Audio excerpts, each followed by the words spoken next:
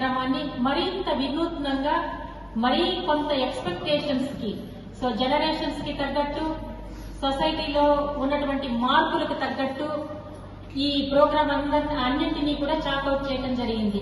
That to summer course అనేది, అంటే ఈ సమ్మర్ లోనే మనకు తెలుసు చాలా రకాల ఇన్సిడెంట్స్, ఇష్యూస్ జరుగుతూ ఉంటాయి. సో ఆ టైం కూడా వాళ్ళకి వాల్యుబుల్ టైం గా దీన్ని అర్థం చేసుకుని ఈ సమ్మర్ క్యాంప్ ని కూడా డిఫరెంట్ యాక్టివిటీస్ లో, డిఫరెంట్ టైమింగ్స్ లో మనకి షెడ్యూల్ అంతా కూడా ప్రిపేర్ చేసి ఇవ్వటం జరిగింది.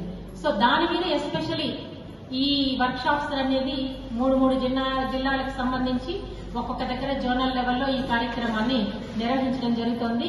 సో ఈ సెషన్స్ అన్ని కూడా ఒక్క ముక్కలో దీన్ని చెప్పాలనంటే, సో కొన్ని మార్పులకు తగినట్టు మా పిల్లల యొక్క అడలసెంట్ ఏజ్ లో ఉన్నటువంటి అబ్బాయిలకు కావచ్చు, అమ్మాయిలకు కావచ్చు, మానసికంగా కానీ అలానే కొన్ని పరిస్థితులు, ఆలోచన తీరులో కానీ కొంత వేరియేషన్స్ అనేది జరుగుతుంది. సో అలాంటి ఓకే, అడాలసెన్స్ ఉంటే ఎంత మనము జాగ్రత్తగా ఒక ఫోకస్డ్ గా వాళ్ళని హ్యాండిల్ చేయాలి, ఎంత కష్టం అది, సాధక బాధకాలు ఏంటి, ఇప్పుడున్న అడాలసెన్స్ పరిస్థితి ఏంటి అనేది మనం చాలా ఇంపార్టెంట్ అర్థం చేసుకోవాలి. జనరేషన్ చాలా మారుతుందండి, వేగంగా మారుతుంది. మనం అది అర్థం చేసుకోవాలి. ఇవాళ ప్రధాన ఉద్దేశం ఏంటంటే మనమంతా ఎక్స్పర్ట్స్, గవర్నమెంట్ లో ఉన్న వాళ్ళు హైలీ టాలెంటెడ్, హైలీ ఇంటెలిజెంట్, చాలా కష్టపడే స్వభావము. ఆంధ్రప్రదేశ్ బ్యూరోక్రాట్స్ అంటే కూడా ఆల్ ఓవర్ ఇండియా చాలా మంచి పేరు ఉంది.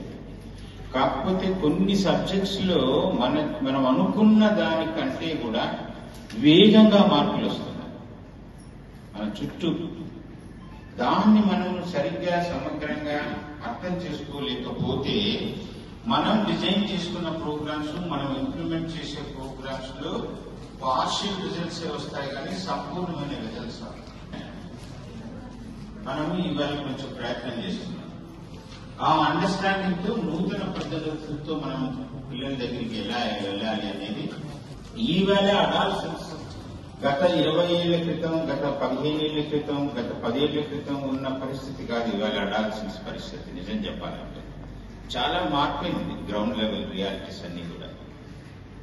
ఓకే, సో ఆ నేపథ్యంలో